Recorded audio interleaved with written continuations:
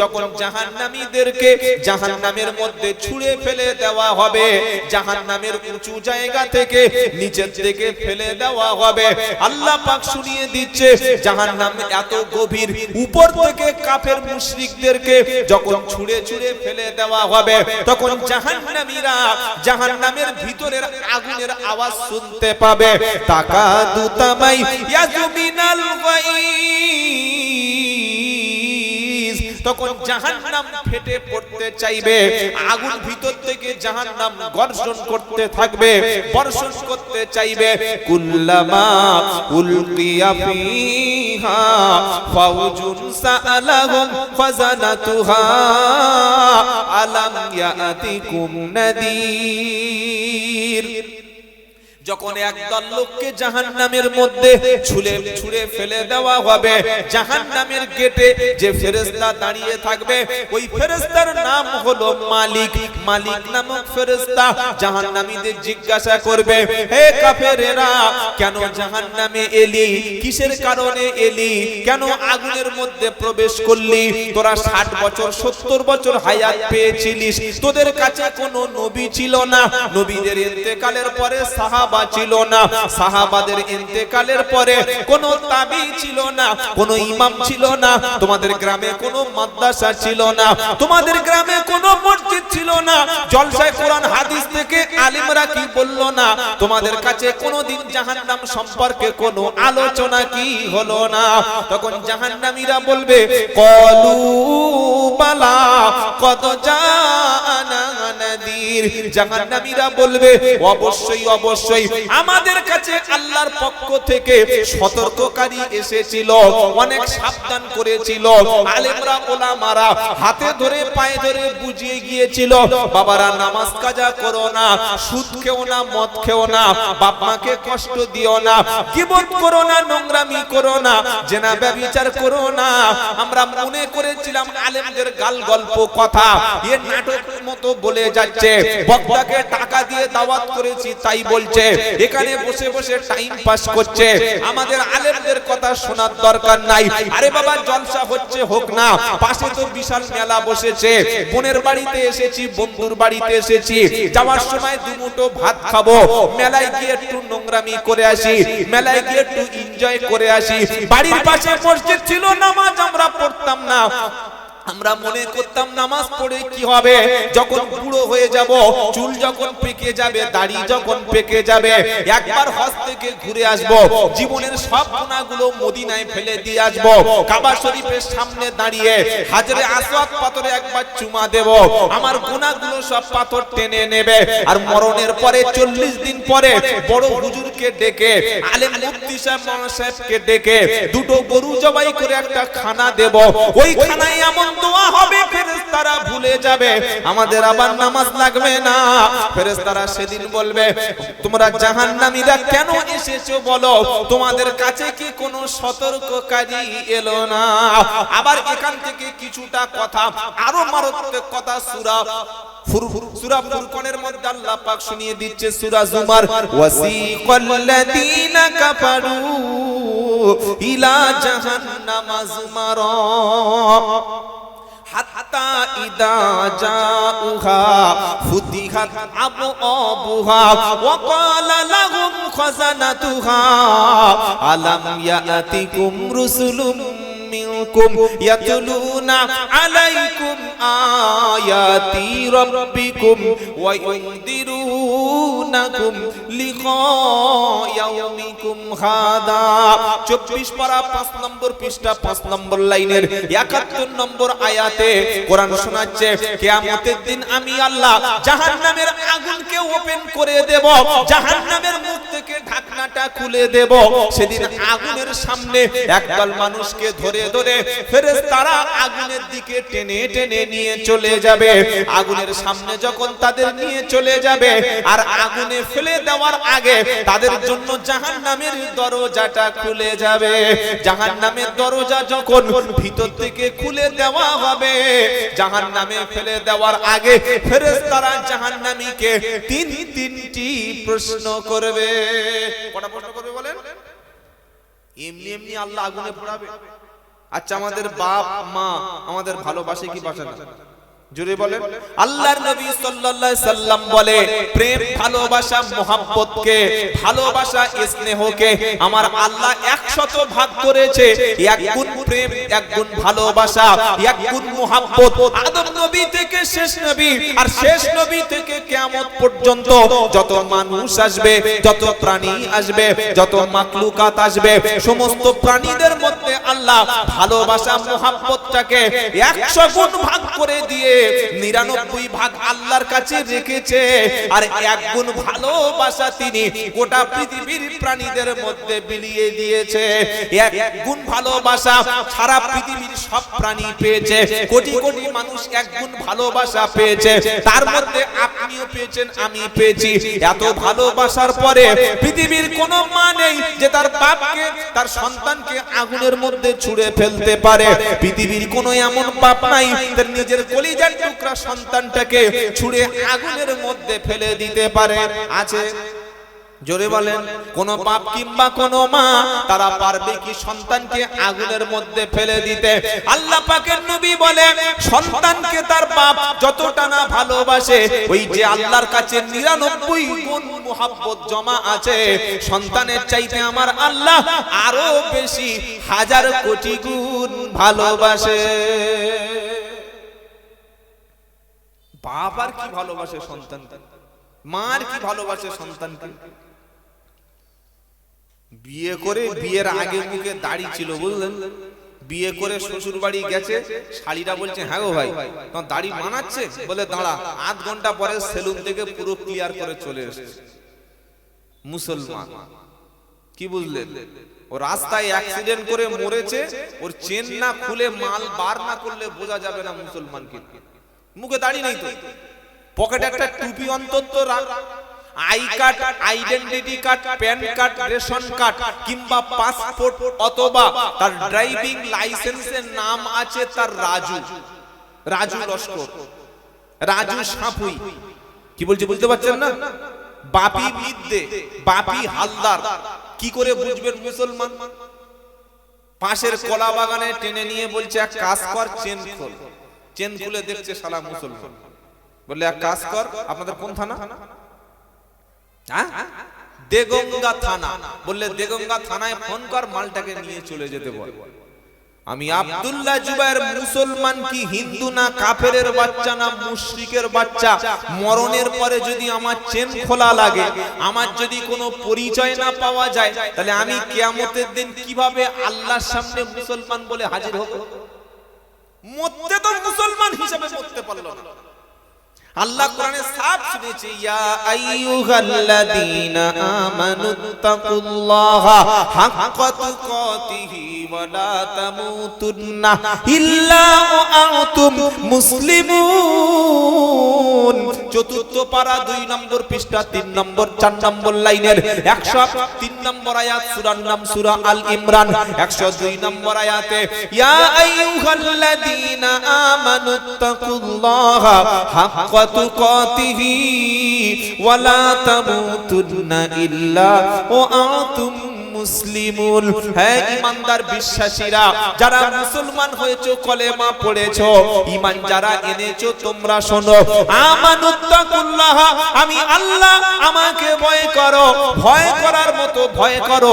মসজিদে ঢুকবে ফেরেশতা আর বাজারে গেলে চিটিংবাজি, ওটা কখনো আল্লাহর ভয় বলে না। রমজান মাসের সামনে খাবার আসবে, ইফতারের 5 মিনিট বাকি আছে, তুমি খাচ্ছ না। কেন খাচ্ছ না? রোজাটা ভেঙে যাবে বলে। ঠিক তোমার জুবানটা রমজানের মতো পবিত্র করো।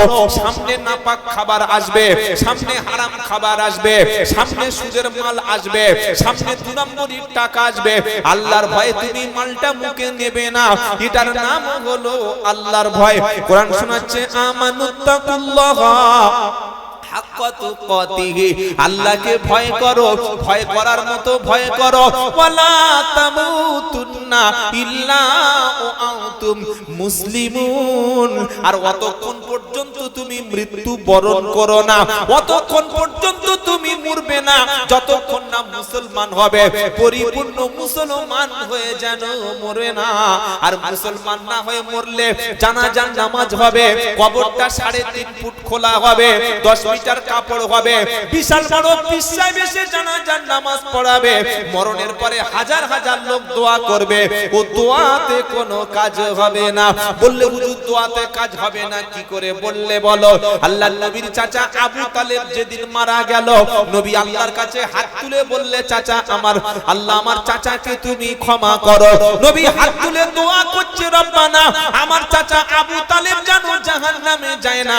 আল্লাহ শোনাচ্ছে, নবী মা কানা লিন নবী ওয়াল্লাযীনা আমানু আইয়াস্তাগফিরু লিল মুশরিকিন ওয়ালাউ কানু উলি কুরবা মিন বাদি মা তাবায়্যানা লাহুম আন্নাহুম আসহাবুল জাহিম। 11 নম্বর পারা 4 নম্বর পৃষ্ঠা 4 নম্বর লাইনের 112 নম্বর আয়াত সূরার নাম তাওবা।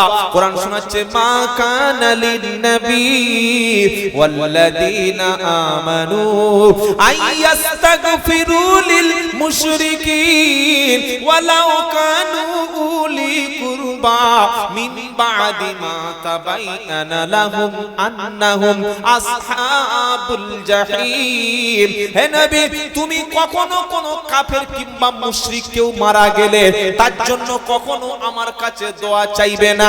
নবী, তোমার চাচা তোমাকে ভালোবাসতে পারে, তোমাকে খাওয়াতে পারে, তোমাকে পোশাক কিনে দিতে পারে, কেউ মারতে আসলে তোমার চাচা পিঠ পেতে দিতে পারে, সারাটি জীবন তোমাকে কোলের কাছে রেখে মানুষ করতে পারে নবী। তবে তোমার চাচা যখন তোমার মতো নবী পেয়ে ঈমান যখন আনলো না, তোমার মতো নবী পেয়ে কলেমা যখন পড়লো না, তোমার মতো নবী পেয়ে তোমার হাতে হাত দিয়ে ইসলাম যখন কবুল করলো না, আমি আল্লাহ শুনিয়ে দিচ্ছি নবী, এমন কাফির মুশরিকের জন্য যেন কখনো তুমি দোয়া করবে না। আর শুধু নবীকেও শোনালো না, কোরআন শোনাচ্ছে, মা কানা লিন নবী ওয়াল্লাযীনা আমানু। নবী, তুমি শুধু না, তোমার পরের সমস্ত ঈমানদার মুসলমান যারা, ও যত বড় মুফতি সাহেব, পীর সাহেব, আমির সাহেব, হুজুর সাহেব আর ইমাম সাহেব আর বক্তা সাহেব হোক না কেন, ও আজমির শরীফ থেকে আসুক আর বাগদাদ থেকে আসুক, ফুরফুরা শরীফ থেকে আসুক আর বসিরহাট থেকে আসুক, আর যে দরবার থেকে আসুক না কেন, নবী তুমি শুনিয়ে দাও, ওয়াল্লাযীনা আমানু আইয়াস্তাগফিরু লিল মুশরিকিন। নবী তুমি শুনিয়ে দাও, আমি নবী, তোমার চাচা কাফের ছিল, তোমার উপরে ঈমান আনতে পারলো না, তাই তোমার দোয়া তোমার চাচার জন্য আমি নবী নিলাম না। আর ঈমানদারকে শুনিয়ে দাও নবী ঘোষণা, কোন ঈমানদার যেন কোন মুশরিক কাফের জাহান্নামী ব্যক্তির জন্য কখনো হাত তোলে না।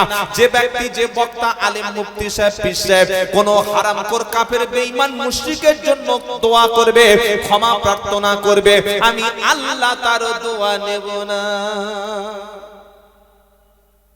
এমনও মুসলমান আছে জুমার নামাজ পড়ে না, আছে না? জুমার নামাজ পড়ছে না, ইচ্ছা করে বাড়ি বসে আছে, সুস্থ মানুষ। আর যদি বলেন বিডিও অফিস থেকে 1000 করে টাকা দিচ্ছে, ঘরবেলা লুঙ্গি পরে কাঁচা মেরে বসে থাকবে। দুনিয়ার লাভ খুব খুঁজছে, আখিরাত সম্পর্কে অন্ধ। কি বুঝলেন? জমির দলিল কোথায় খতিয়ান, কোথায় পর্চা সব ঠিক করে রেখেছে। কবে এসআইআর হবে 6 মাস আগে নাম ঠিক করে নিয়েছে। কি বলছি বুঝতে পারছেন না? একদম পাই টু পাই হিসাব। 5 লেখাপড়া জানে না, সই সাইন করতে পারে না, সিগনেচার করতে পারে না, কলম লিখতে পারে না, টিপ দিয়ে টিপ সই চালায়। কিন্তু দুনিয়ার ক্ষেত্রে এত চালাক মাল, 5টা পয়সা আপনি তার কাছ থেকে ঠকিয়ে আনতে পারবেন। ঠিক আপনাকে হিসাব করে বুঝিয়ে দেব। কি বলছি বুঝতে পারছেন না? দুনিয়ার হিসাবটা খুব বুঝতে পেরেছি আমরা, আর আখিরাতের বেলা পুরো কানা, কিছু বোঝে না। ও চাচা ফজরের নামাজ করা বলে, কি বললে? ফরজ। ফজর ফরজ দুটো একই? ফরজ ফজর দুটো তো একই না। ফরজ হচ্ছে আল্লাহর হুকুম, আর ফজর হলো ওয়াক্ত। বলছে কি ফরজ বললে না ফজর বলে? ফজর করা নামাজ বলছে জানি না, মনে হয় 8 রাকাত। ফজর করা জোরে বলো। ও কি বলছে? উনি কি বলছেন? 8 রাকাত। কি করে জানলে? না তোমার চাচি বলেছে।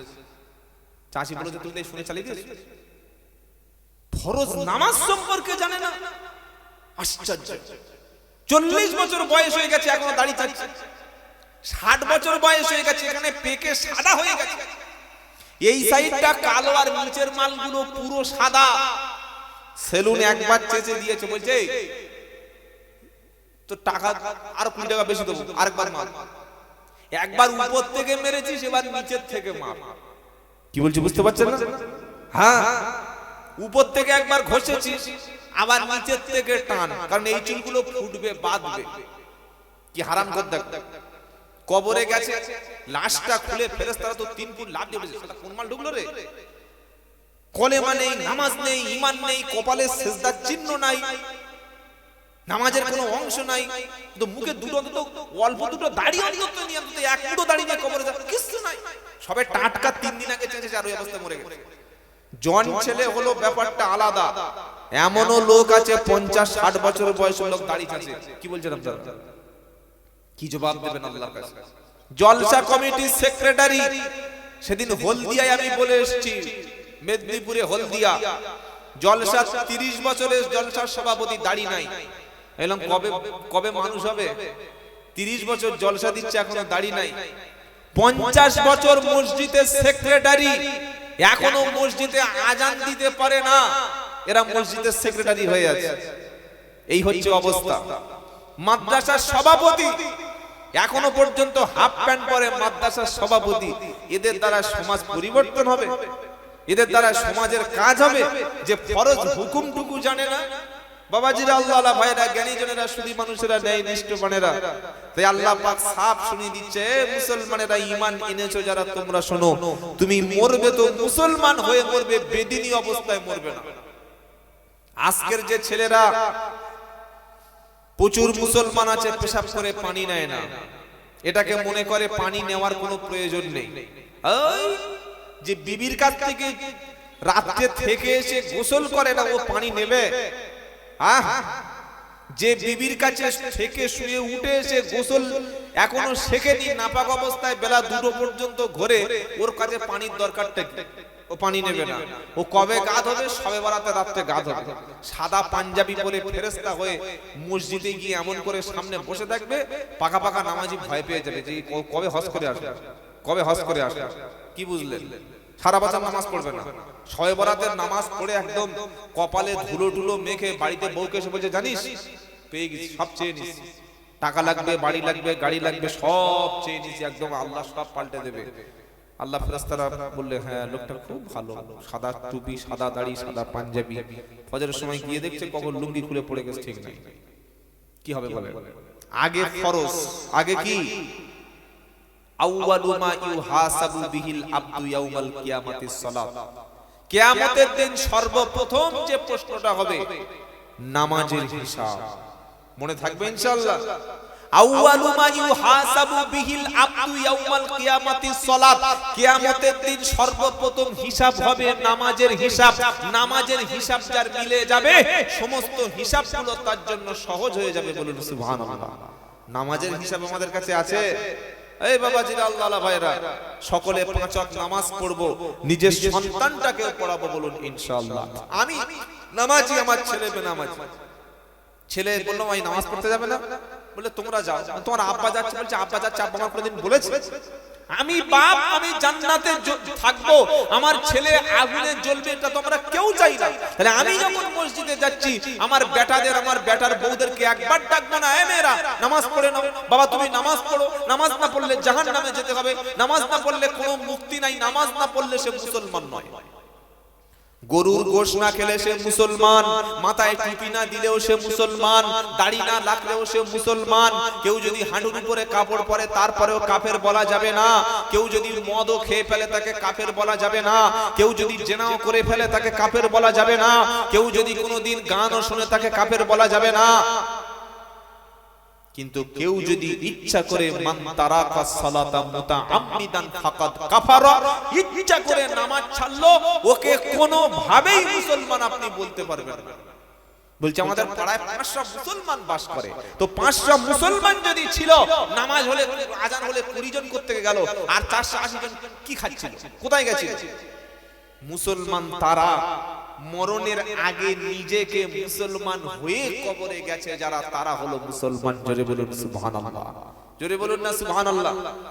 আজকের একটা ছেলে আমার বাড়ি চাম্পাহাটি, আমাকে বলছে হুজুর মুর্শিদাবাদে বাবরি মসজিদ হচ্ছে, খুব খুশি হলো। হ্যাঁ আলহামদুলিল্লাহ, মসজিদ হলে ভালো না খারাপ? জোরে বলুন ভালো, খুব ভালো। বললে হুজুর আমার খুব কষ্ট হচ্ছে। কেন? বলছে যে কেন? বললে 100 টাকা যদি মসজিদে দিতে পারতাম জানটা ভরে যেত। কটা? বললে আমার মনে হচ্ছে যেন কালকে সকালে মুর্শিদাবাদে যাই, গিয়ে 100 টাকা দিয়ে আসি। আমি বললাম ভাই আমি তো তোমাকে কোনোদিন মসজিদে নামাজ পড়তে দেখিনি, তুমি কি মাল গো, তুমি কি মাল? বাবরি মসজিদ হচ্ছে, খুব খুশি আলহামদুলিল্লাহ, খুব ভালো। তো বাবরি মসজিদের জন্য 100 টাকা দেবে বলছো, আর তোমাকে তো আমাদের নিজেদের মসজিদে কোনোদিন নামাজ পড়তে দেখিনি, তুমি কি করবে টাকা দিয়ে? এরকম প্রচুর মুসলমান আছে নামাজ পড়ে না, অথচ নিজেকে মুসলমান দাবি করে। মান তারাকাস সালাতা মুতাআম্মিদান ফাকাদ কাফারা, ইচ্ছা করে নামাজ ত্যাগ করলো তাকে মুসলমান বলাই যাবে না। সকলে 5 ওয়াক্ত নামাজ পড়বেন, বলুন না ইনশাআল্লাহ। কি শোনাচ্ছিলাম? জাহান্নামে যাওয়ার আগে 3টি প্রশ্ন হবে। কটা? জোরে বলেন।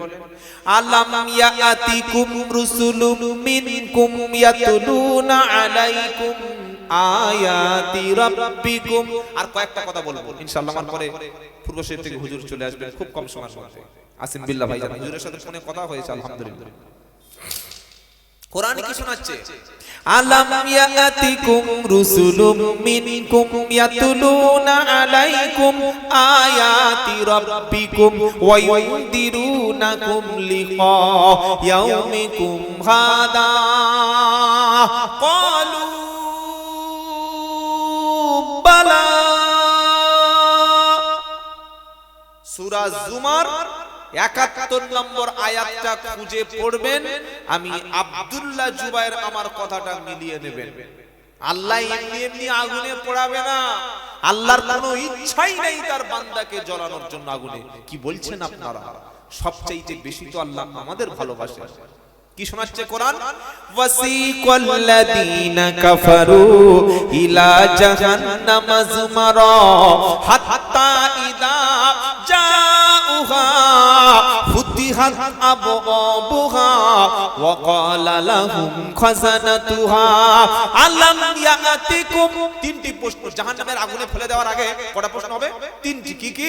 আলাম ইয়াতিকুম রুসুলুম মিনকুম ইয়াতুলুনা আলাইকুম আয়াতি রাব্বিকুম ওয়া ইউনদিরুনাকুম লিকা ইয়াউমিকুম হাদা।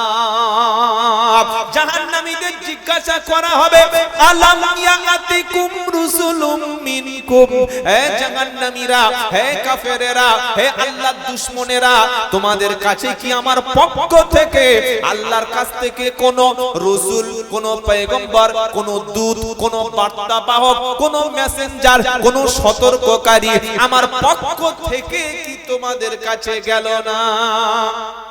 কেউ এসেছিল? জাহান্নামীদের বলবে এই জাহান্নামীরা কেউ এসেছিল? 1 নম্বর প্রশ্ন।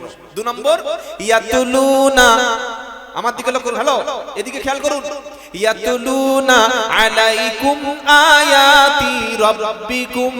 প্রথম প্রশ্ন, কাফেরদের জাহান্নামীদের কি করা হয়েছে? যে আল্লাহর পক্ষ থেকে কোন সাবধানকারী রাসূল, দূত, পয়গম্বর, আলেম ওলামা, পীর সাহেব, আলেম ওলামারা গিয়ে সাবধান করেছিল কি? 2 নম্বর কি?